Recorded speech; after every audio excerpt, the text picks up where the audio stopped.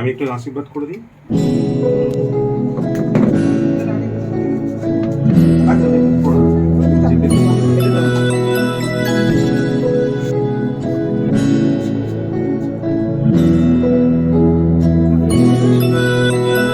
কেতিয়াবা উজাল সপোন পাৰতে ৰাখো বহুৰাজত এধানি নিহাৰিকা হৈ তোমাৰ কাহিনীৰ মাজত ক্ৰমি ফুৰে বহুদিন নীৰৱতাহে পৰে অভিমান।